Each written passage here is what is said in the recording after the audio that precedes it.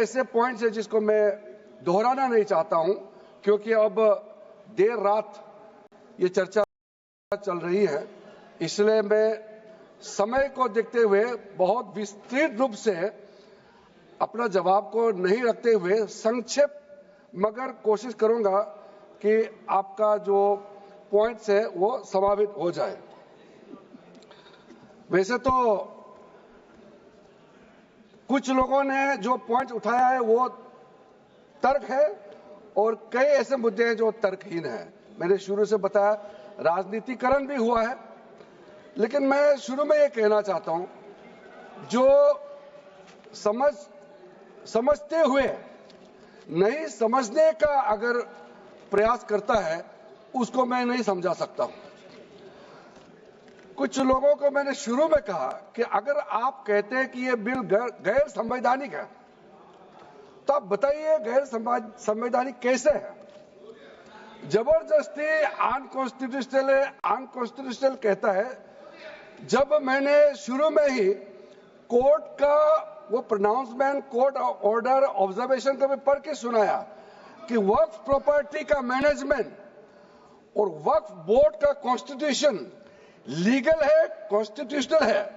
Court का जो observation को भी लाइन टू लाइन पढ़ के सुनाया, उसके बाद भी बोल रहा है अनकॉन्स्टिट्यूशनल है। 1954 में आजादी के बाद ये बिल लाए हैं, फिर भी बोलता है ये अनकॉन्स्टिट्यूशनल है। अगर अनकॉन्स्टिट्यूशनल था तो फिर किसी कोर्ट ने क्यों स्ट्राइक डाउन नहीं किया। इसलिए मैं इस सदन में कहना चाहता हूं, कुछ शब्द ऐसा होता है कॉन्स्टिट्यूशनल, अनकॉन्स्टिट्यूशनल, ये हल्के में इस्तेमाल नहीं करना चाहिए।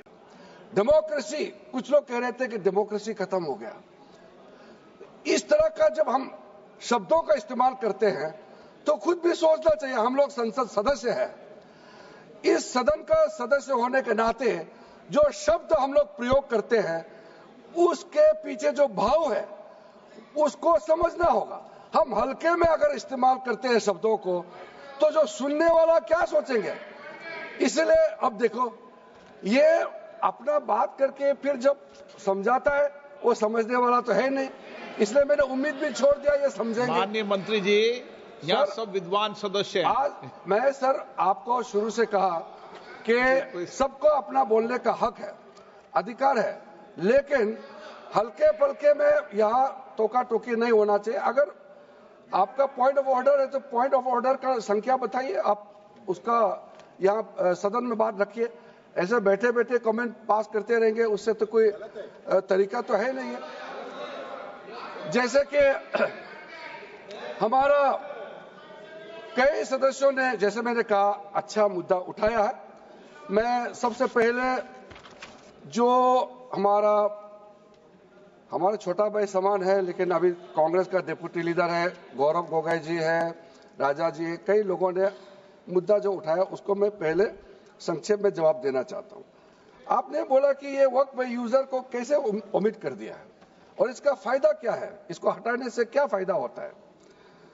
ये मैंने शुरू में भी कहा, अभी फिर से मैं उसको थोड़ा और ऐड करके बोलना चाहता हूं।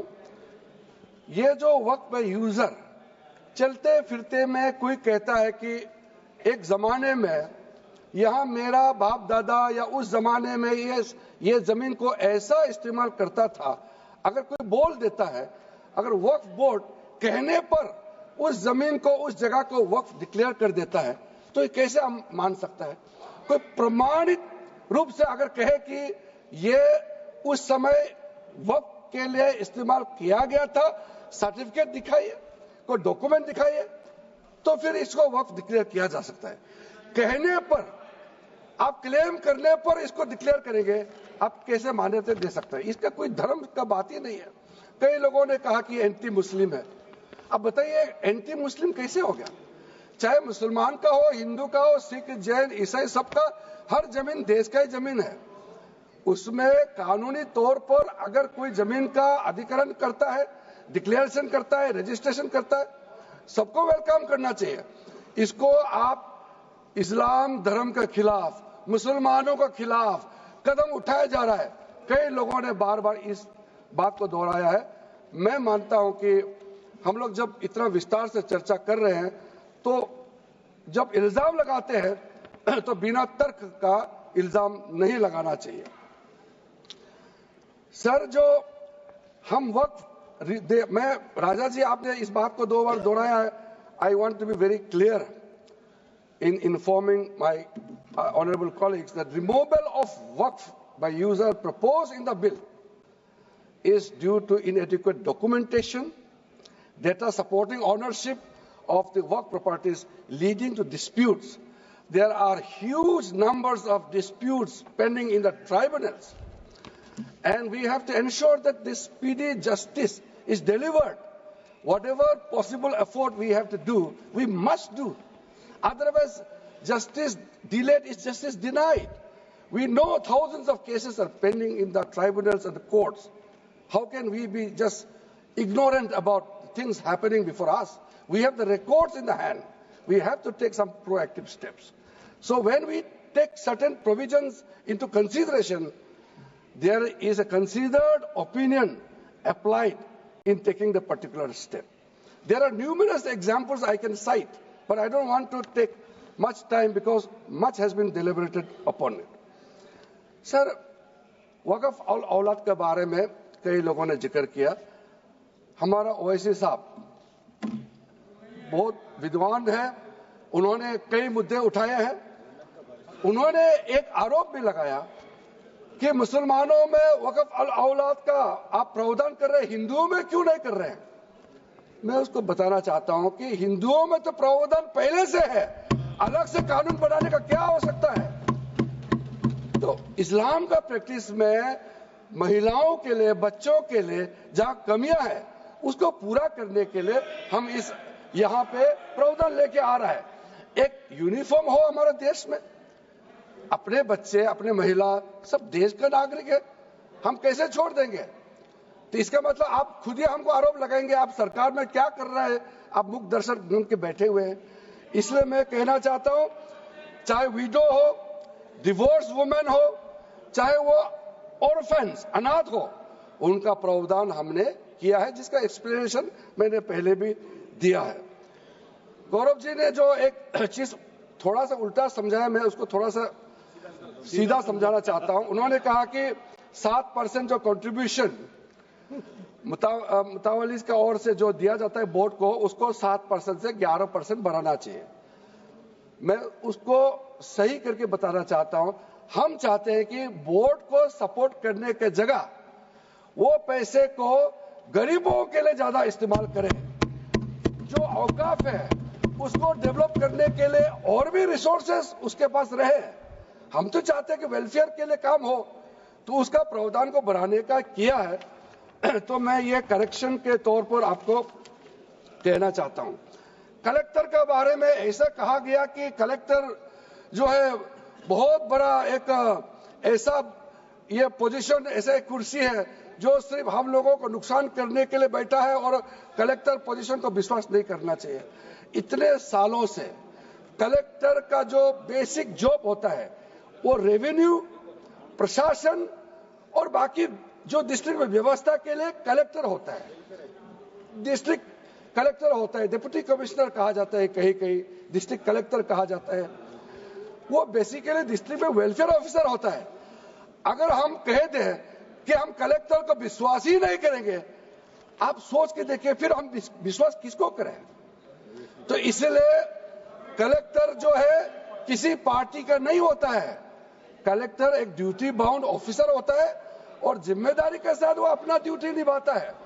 इसलिए कलेक्टर के ऊपर में प्रहार करने का जगह हम सब अगर ये सुझाव देते कि वक्त प्रॉपर्टी का मैनेजमेंट में और क्या सुदृढ़ और क्या अच्छा कदम उठाया जा सकता है, अगर ये सुझाव आते तो मैं उसका वेलकम करते, मैं इसको स्वागत करते। लेकिन अब कलेक्टर के बारे में आप लोगों ने एकदम इतना अविश्वास मत किया है, तो मैं इसलिए कह रहा हूं कि ऐसा किसी अधिकारी के ऊपर में नहीं करना चाहिए। और कोई भी अधिकारी गलत काम करता है तो उसका तो अपना उसका डिसिप्लिनरी एक्ट अलग होता है, प्रावधान होता है। सर, जो अपील का प्रावधान किया है उसका थोड़ा डीपली आप समझना होगा। उन्होंने कहा कि पहले भी प्रावधान था, कई मेंबरों ने कहा सर रिट और सूट का अंतर को समझना होगा। जो रिट पिटीशन होता है वो कितना रेस्ट्रिक्टिव होता है और उसमें वो डिस्क्रिशनरी होता है सर, उसमें आपको कोई अपना हक है, अपना अधिकार हिसाब से आप जा नहीं सकता है, उसका बहुत सीमित उसमें विंडो खुला होता है। लेकिन जब सूट होता है वो आपका अधिकार होता है, आप जब भी जाकर के आप सिविल कोर्ट में जाकर के कोई भी प्रॉपर्टी का मैटर होता है वो सिविल कोर्ट में जाता है, उसका आप इस्तेमाल कर सकते हैं अधिकार के तौर पर। लिमिटेशन के बारे में कहा गया है, लिमिटेशन के बारे में मेरा जो जितने भी हमारे जो साथियों ने कहा है, आपको मैं कहना चाहता हूं, हमारा लॉ ऑफ लिमिटेशन जो क्यों हमने इसमें अप्लाई किया है, किसी ने कहा है कि लिमिटेशन जो है यहां में बाकी जगह में भी है और यहां कंपेयर करने का कोशिश किया, मैं उसको बताना चाहता हूं। आपने जो एग्जांपल दिया कि लॉ ऑफ लिमिटेशन यहां क्यों लगाया और हिंदुओं में क्यों नहीं लगाया, रामलला का एग्जांपल दे करके मैं बताना चाहता, आप समझ जाएगा। रामलला का वहां में लॉ ऑफ लिमिटेशन लगाया क्योंकि रामलला माइनर है और उसी हिसाब से उसमें लॉ ऑफ लिमिटेशन का वहां एप्लीकेशन हुआ है। और यहां हम आपको कहना चाहते हैं कि अगर हम लॉ ऑफ लिमिटेशन लगा करके किसी भी चीज का संरक्षण कर सकते हैं या उसको डिस्पोजल में हम ज्यादा स्पीड से मदद कर सकता है तो अप्लाई करना चाहिए। अगर लॉ ऑफ लिमिटेशन हम हटा देंगे, जहां जरूरत है वहां से हटा देंगे और अब बरसों तो किसी भी चीज का मर्जी से क्लेम कर सकता है, तो आप सोच के देखिए ऑलरेडी इतना केसेस पेंडिंग है, उसमें कितना और बढ़ोतरी होगा। आप नहीं चाहता है क्या केस का डिस्पोजल जल्दी हो? तो ये सारा चीज जो है आप लोग अलग अलग कई लोगों ने समर्थन किया है लेकिन बहुत सारा लोगों ने नहीं किया। सर, गृह मंत्री जी ने जो स्पष्टीकरण देने के बाद भी फिर से 2-3 मेंबर ने ये चीज को उठाया। मैंने सोचा इतना खूबसूरत से एक्सप्लेन किया माननीय गृह मंत्री जी ने, तब तक तो ये मैटर सेटल हो गया मैंने सोचा है, लेकिन फिर से उठाया गया है। देखिए सर, ये जो वक्फ और वक्फ बोर्ड, इसका अंतर को फिर से जो गृह मंत्री जी बताया, मैं उसको फिर से दोहराता हूं। आप कहते हैं कि ये मुसलमानों का मामला है और धार्मिक मामलों में गैर मुसलमान कैसे आ जाते हैं। ये कोर्ट का ऑर्डर भी आपको पढ़ के सुनाया, एक्सप्लेनेशन भी किया, इलस्ट्रेशन भी दिया, फिर भी आप समझने के लिए तैयार नहीं है। वक्फ प्रॉपर्टी जो वाकिफ होता है वो मुसलमान ही होता है, वही क्रिएट करता है।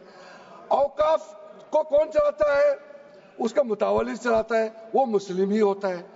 यहां में गैर मुसलमान वक्फ प्रॉपर्टी को मैनेज करने के लिए आने का संभावना कहां है, वो बताइए। जबरदस्ती बोलता है कि नॉन मुस्लिम वक्फ प्रॉपर्टी और मुस्लिम का रिलीजियस अफेयर्स में क्यों हस्तक्षेप कर रहा है। हम बार बार बोल रहे हैं कि नहीं है, फिर भी आप बोल रहे हैं। सर, मैं इसका इलाज नहीं कर सकता हूं, सच्चाई को मानने के लिए वो तैयार नहीं है। मैं किस भाषा में समझाऊं सर? मैं तो परेशान हो गया कि गृह मंत्री जी इतना समझाने के बाद ये मैटर नहीं उठना चाहिए। सर, मैंने बहुत ध्यान से सबका बात सुना है। ये एक एक पॉइंट में जवाब दूंगा तो बहुत लंबा हो जाएगा, लेकिन एक डिटेल में आपको जरूर बताना चाहता हूं। जो टोटल वक्फ प्रॉपर्टी हमारा पोर्टल में है, मैं उसका जिक्र सदन के सामने में शेयर करना चाहता हूं। चैरिटेबल पर्पस के लिए हम लोग कहते हैं, कैसे इस्तेमाल हुआ है, कितना हुआ है, आप खुद सुन लीजिए। हमारा देश में हमारा वामसी पोर्टल का हिसाब से टोटल स्कूल कितना है 1389 एकड़, उसमें 0.037% वेलफेयर के लिए इस्तेमाल किया गया है। मदरसा कितना है? 1,85,756 एकड़ है और इसमें वेलफेयर के परसेंटेज कितना है? 4.9%। मुसाफिर खाना कितना हमारा देश में?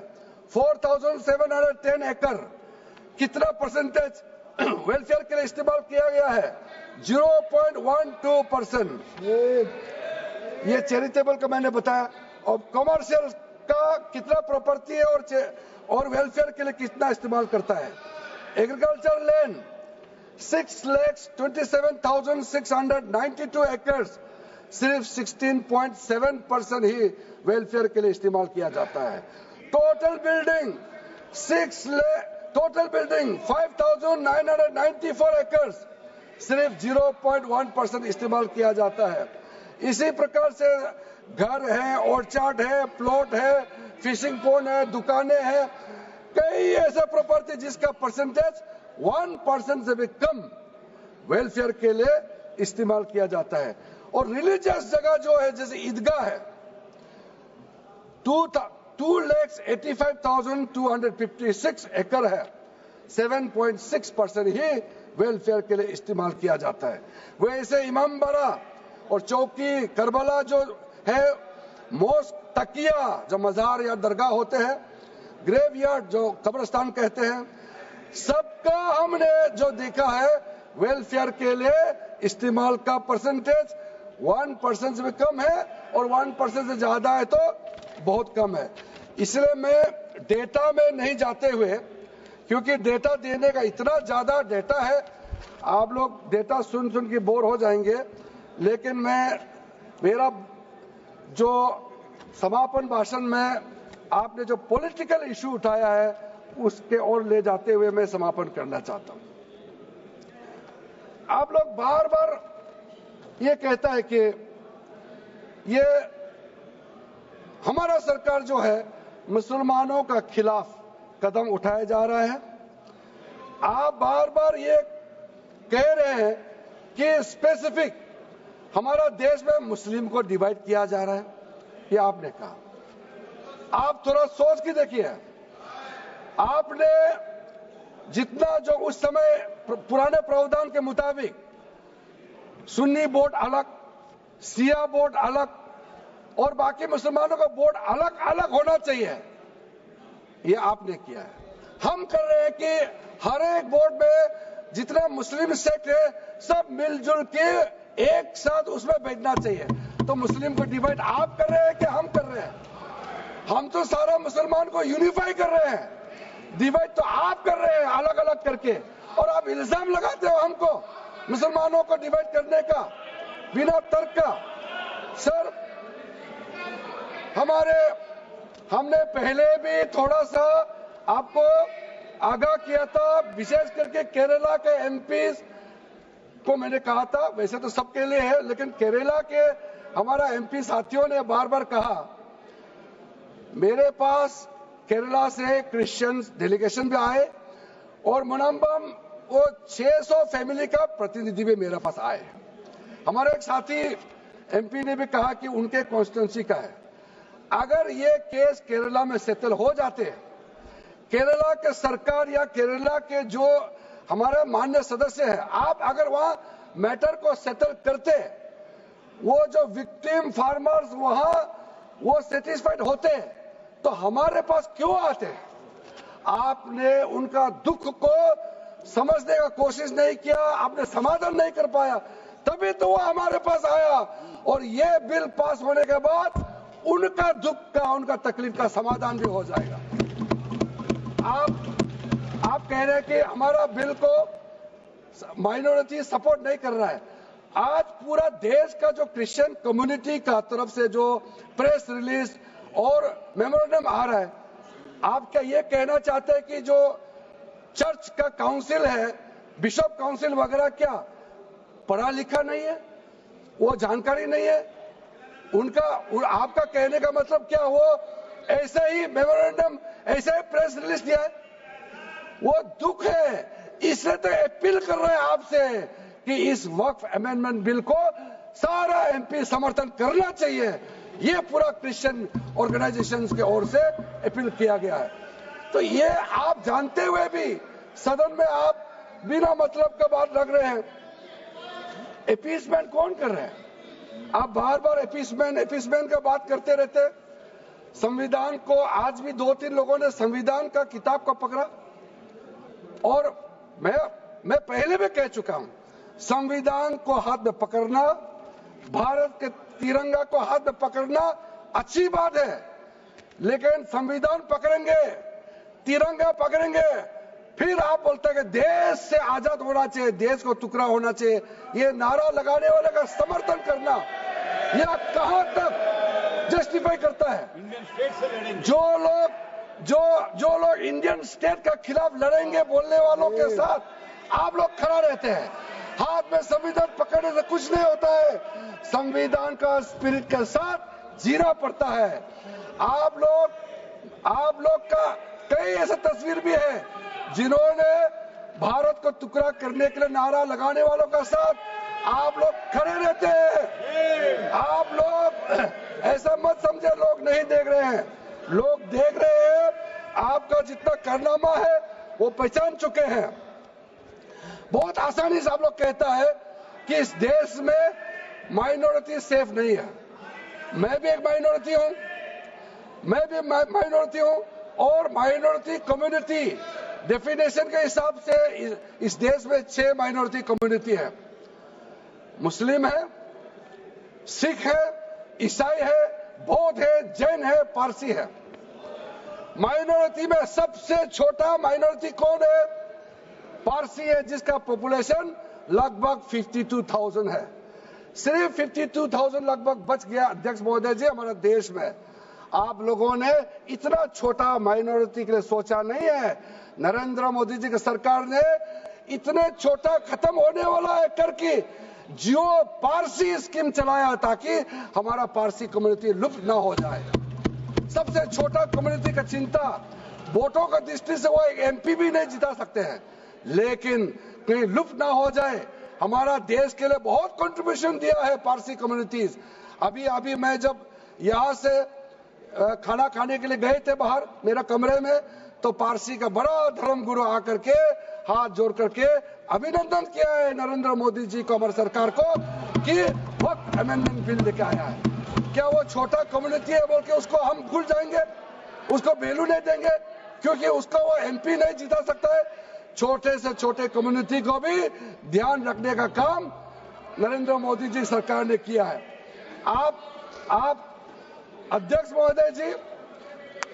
महोदय जी वेणुगोपाल जी थोड़ा सा उनको जब सच्चाई बात बता रहे हैं तो वो सुन नहीं पा रहे हैं, इसलिए वो बैठने में तकलीफ मैं देख रहा हूं, लेकिन थोड़ा पेशेंस से सुनिए, मैं बहुत जल्दी अपना बात को समाप्त करूंगा। माइनॉरिटी कम्युनिटी सेफ नहीं है किसने कहा? आज भी कई सदस्यों ने ये लफ्ज को फिर से इस्तेमाल किया है। अध्यक्ष महोदय मैं एक चीज कहना चाहता हूं, हमारा सरकार के खिलाफ आप नाराबाजी लगा सकते हैं, क्रिटिसाइज कर सकते हैं, डेमोक्रेसी में चलता है, लेकिन आप जो कहता है कि हिंदुस्तान में माइनॉरिटी सेफ नहीं है, आप समझता है इसका क्या मतलब है? मैं दावे के साथ कह सकता हूं, मैं खुद एक माइनॉरिटी हूं, हिंदुस्तान से ज्यादा माइनॉरिटी का सेफ्टी कहीं और नहीं है। इस देश में हर एक माइनॉरिटी शान से जीने का अधिकार रखता है। अध्यक्ष महोदय जी, ये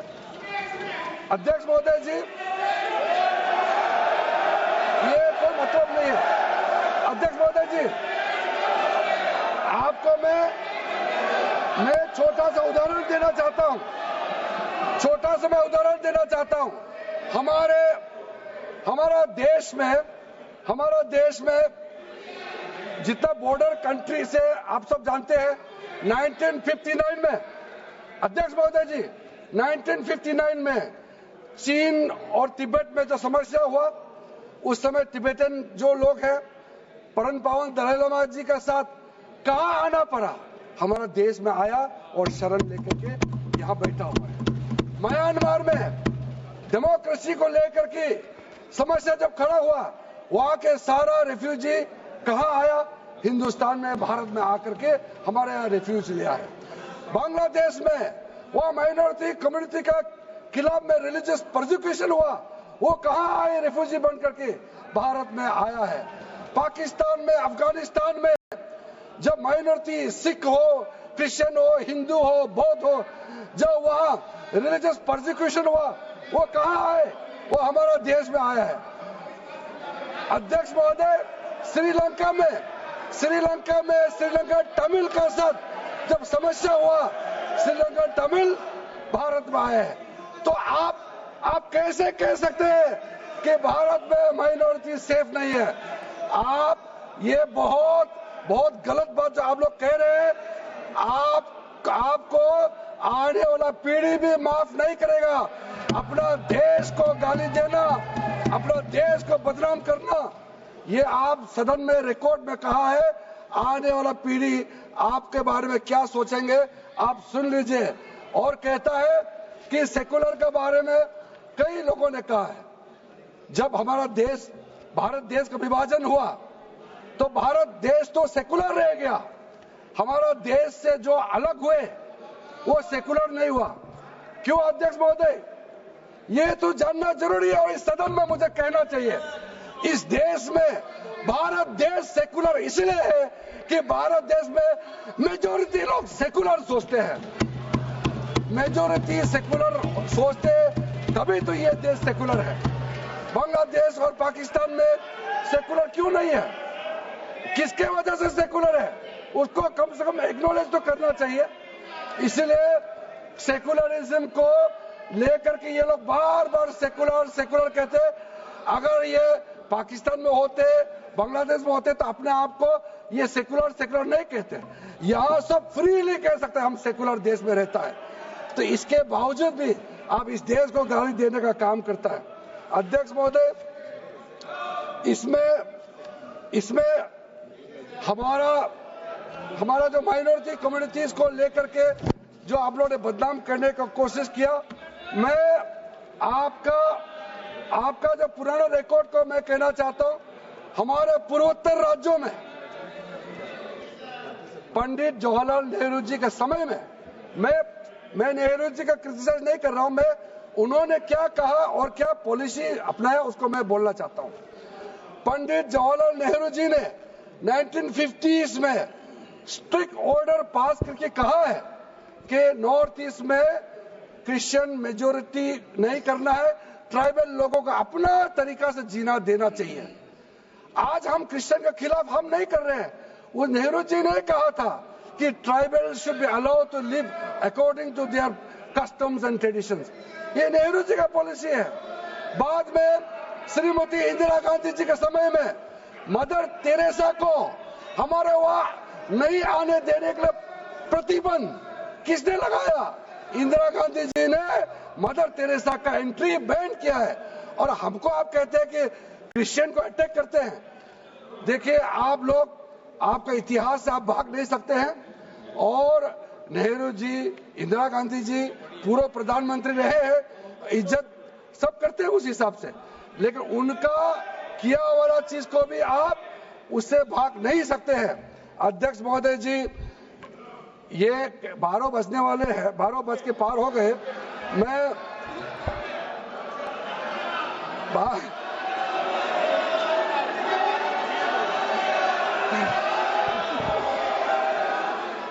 हमारे लिए 12 नहीं बजा, ऑपोजिशन पार्टी का 12 बज गया है। अध्यक्ष महोदय जी, मैं फिर से, अध्यक्ष महोदय जी, मैं फिर से कहना चाहता हूं, आज जितना चर्चा करने का समय दिया, सबने चर्चा किया, अपना अपना बात को रखा है। जिसको समझना था समझ गया है, जिसको नहीं समझना था उसको समझा के फायदा नहीं हुआ, वो भी मैंने देख लिया है। लेकिन ये बिल पास होने पर करोड़ों गरीब महिलाएं, बच्चे, गरीब मुसलमान प्रधानमंत्री नरेंद्र मोदी जी को धन्यवाद देंगे, ये मैं दावे के साथ कह सकता हूं।